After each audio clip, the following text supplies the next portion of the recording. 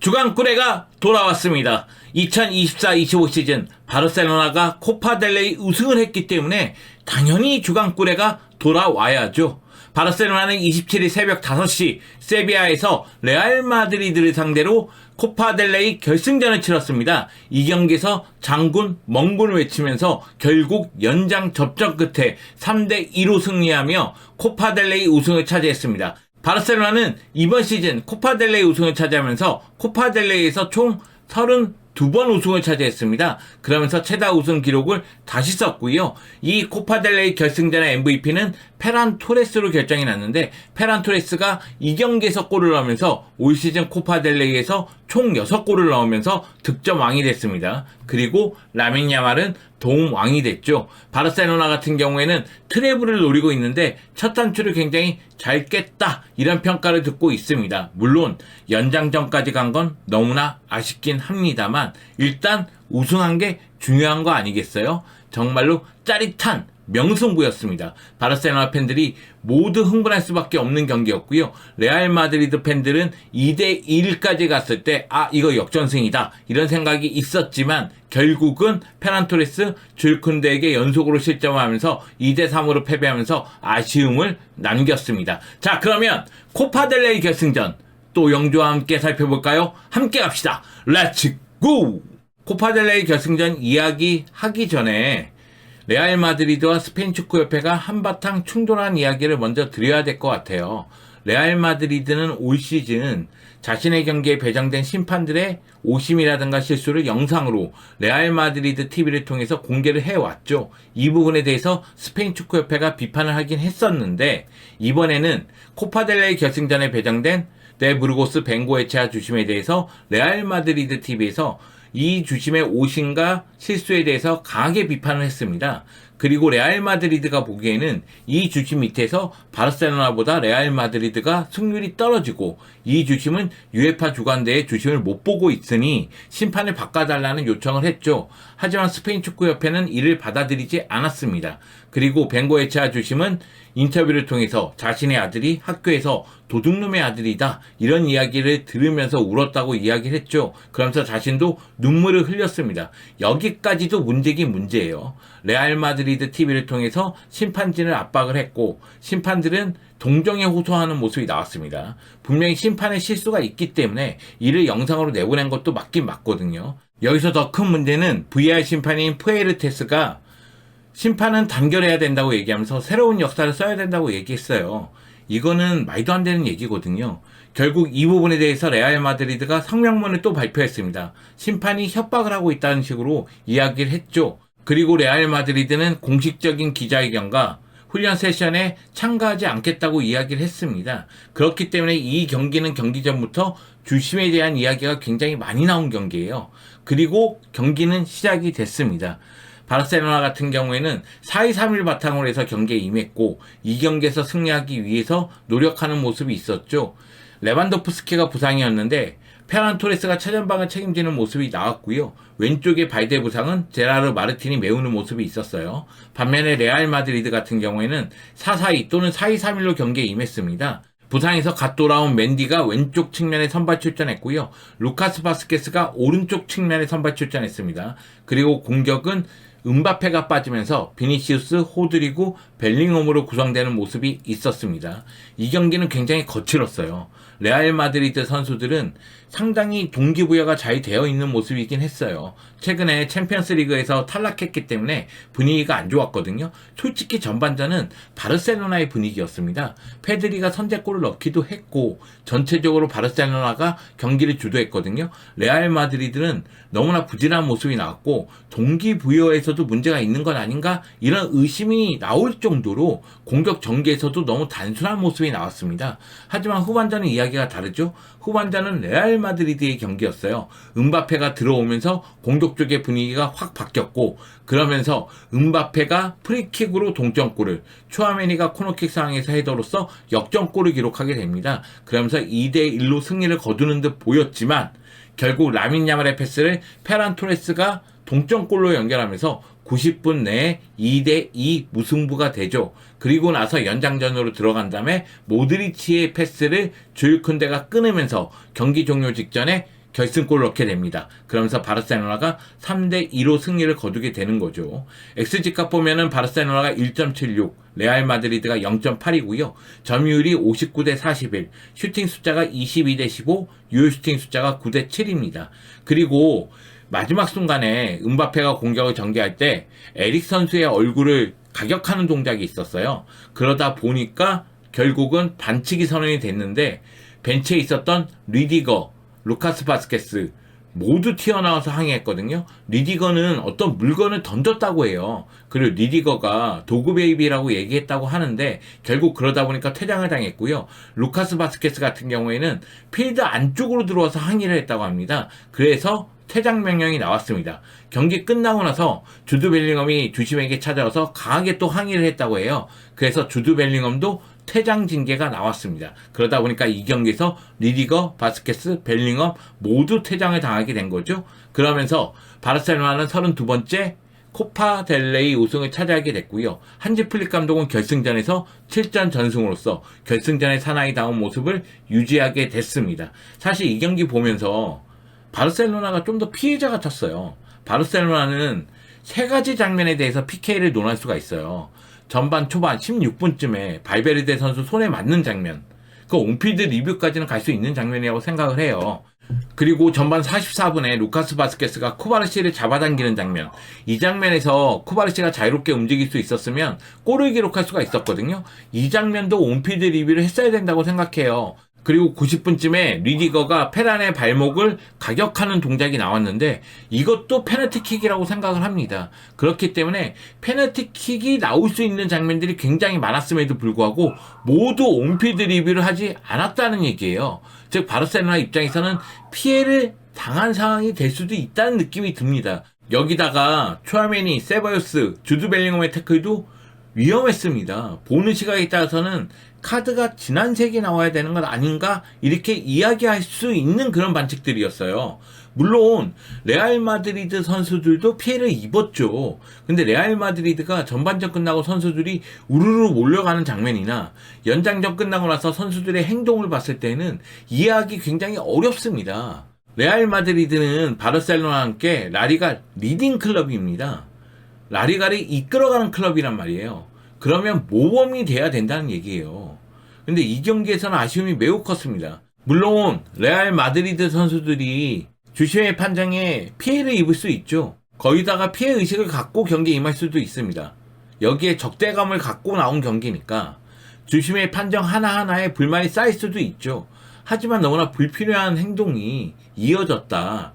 솔직히 이 경기에서 리디거, 바스케스, 벨링엄이 퇴장을 당했는데 35라운드가 엘클라시코입니다. 엘클라시코에 못 나오면 어떡할 겁니까? 답답합니다. 아마 레알 마드리드 팬들도 답답하지 않을까 생각을 합니다.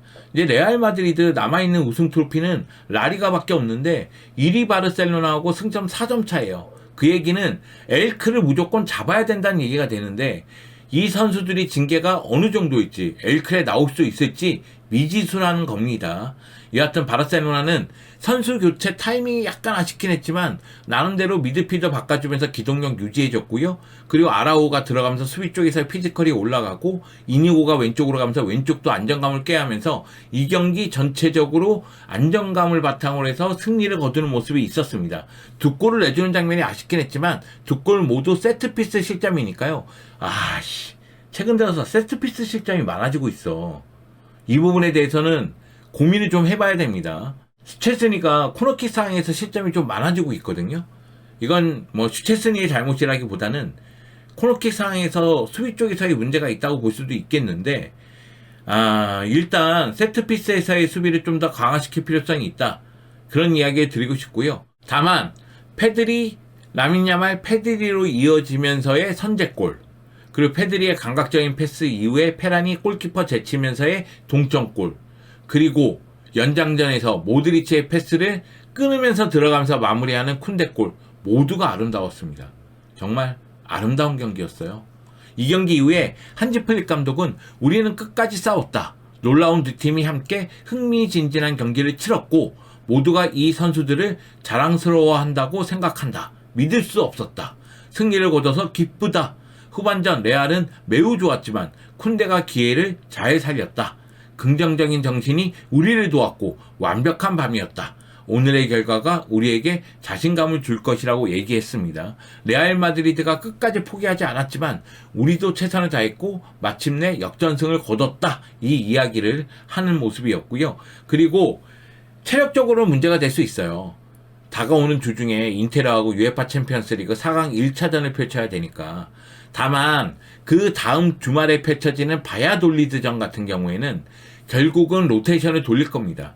그러니까 인테르하고 챔피언스리그 4강 1차전이 매우 중요한데 여기서는 어쩔 수 없습니다. 체력을 쥐어 짜야 됩니다. 그리고 바야돌리드전에서 휴식을 취한 다음에 인테르하고 챔피언스리그 4강 2차전 다시 쥐어 짜야 되고요. 그런 다음에 라리가 35라운드 엘크를 잡아야 됩니다. 일단 자신감은 올라왔고요. 기세는 좋습니다. 문제는 체력이에요. 부상과 체력을 어떻게 극복할 것인가? 한지 플릭 감독의 고민은 거기에 있습니다. 자, 그러면 페란 토레스 얘기를 해야 되겠죠? 이 경기의 MVP입니다. 페란 토레스가 115분 출전해서 한 골을 넣었습니다. 이 골이 매우 중요한 골이었어요. 1대2 상황에서 라민 야말의 패스를 받아서 크루토와 제치고 마무리 지었고요. 이 슈팅을 리디거가 걷어내지를 못했습니다. 그러면서 페란 토레스가 동점골을 넣었는데요. 이 경기에서 패스 성공률은 79%인데 키패스를 무려 3회나 했고요. 드리블 성공이 100%입니다. 5번 시도해서 5번 모두 성공시켰습니다. 올 시즌 공식 42경기에 출전해서 18골 4개의 도움을 기록하면서 자신의 커리어 하이를 찍었고요. 그리고 코파델레이에서는 5경기에 출전해서 6골을 넣으면서 레알 마드리드의 엔드릭을 제치고 득점왕에 올랐습니다. 이번 시즌 코파델레이의 주인공은 누가 뭐라고 해도 페란 토레스예요. 물론 페란 토레스하고 하피냐의 호흡이 좀 아쉽긴 했어요. 이 경기에서 하피냐가 좀 부진했거든요. 그렇다 할지라도 페란 토레스는 레반도프스키의 빈자리를 나름대로 잘 메웠다고 해도 과언은 아닙니다. 이 경기 30분은 상어였다. 30분은 조스였다. 이렇게 얘기할 수가 있겠고요. 나머지 시간은 정어리와 고등어 사이를 왔다 갔다 하는 아쉬운 모습도 좀 있긴 있었습니다만 역시 페란 토레스가 골을 넣어준 게 중요했다. 이렇게 얘기할 수 있겠죠. 그리고 라민 야말 얘기해야 됩니다. 라민 야말이 페드리의 골도 도와주고 페란 토레스의 골도 도와줬습니다. 이 경기에서 120분 출전해서 도움 2개를 기록했죠. 슈팅 3회, 유슈팅 2회고요. 골과 유사한 장면이 있었습니다. 왼발로 감아차는 슈팅을 크루토아가 막아냈죠. 눈치 없어. 그건 냅둬야지. 작품이었는데. 그 정도로 아름다운 슈팅도 한 차례 보여줬습니다. 드리블을 8번 시도해서 3번 성공했고요. 올 시즌 총 48경기에서 14골 24도움을 기록했습니다. 20도움을 넘어갔다고 하더라고요. 자, 코파델레이 5경기에서 2골 6개의 도움을 하면서 도움왕을 기록했습니다. 제가 지금 14골 24도움이라고 하는 건 트랜스퍼 마켓 기준이고요. 다른 데에서는 20도움이라고 나오는 데도 있어요. 그리고 코파델레이에서는 6개의 도움이니까 도움왕으로 등극했다. 이렇게 보면 되겠죠. 우승은 바르셀로나, 득점왕은 페란 토레스, 도움왕은 라민 야말이라는 이야기예요. 그리고 결승골의 주인공 주일 쿤데 얘기도 해야 되겠죠. 주일 쿤데가 120분 출전해서 결승골을 넣었습니다. 슈팅 3회, 요슈팅 2회. 누가 이 선수를 라이트백으로 볼 거야. 물론 120분 소화를 했다 할지라도 슈팅을 3개나 하고 요슈팅을 2개나 했어요. 그 중에 한 골을 넣었습니다. 솔직히 저는 레알 마드리드 경기 볼 때 발베르데 보면서 좀 부러운 면도 있었어요. 중거리 슈팅으로 한 방을 보여주잖아. 근데 이제 부럽지 않습니다. 우리에겐 쿤데가 있잖아요. 쿤데가 이런 식으로 골을 넣으면 이건 뭐 원더풀이죠. 기가 막혔습니다. 이 경기에서 패스 성공률 92% 보여줬고요. 걷어내기 5회, 슈팅 차단 1회, 가로채기 6회, 수비 쪽에서도 뛰어난 활약을 펼쳤습니다. 올 시즌 총 52경기에서 4골 8개의 도움을 기록했고요. 코파델레이에서 6경기 출전해서 2골 1개의 도움을 기록했습니다. 물론 이 선수들 외에도 쿠바르시가 상대 선수의 패스를 기가 막히게 끊는 장면들이 많았고요. 그리고 이니고는 센터백으로 뛰다가 레프트백으로도 제 역할을 하는 모습이 있었습니다. 중원이 좀 아쉽긴 했어요. 페드리가 골을 넣었지만 후반전에 경기에 미치는 영향력이 좀 떨어졌고 더용도 옐로카드 때문인지 좀 위축된 감이 있었거든요.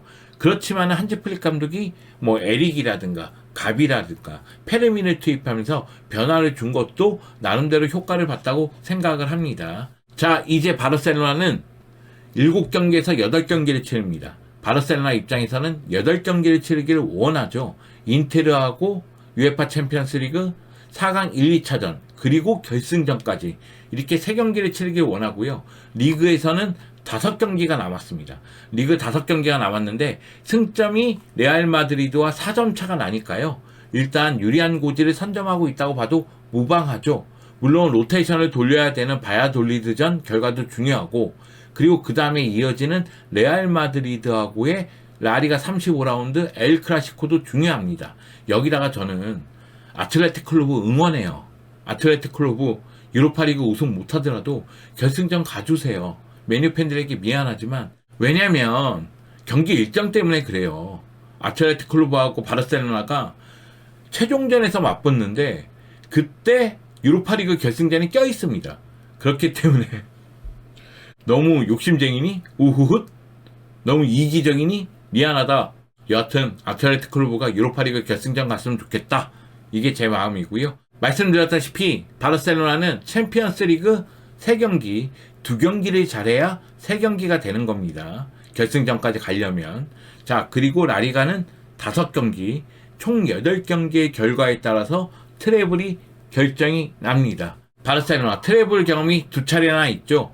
2009년도 펫 가르디올라 감독 밑에서 트래블 달성했고요. 2015년도 루이스 에르케 감독 밑에서 트래블 달성했습니다.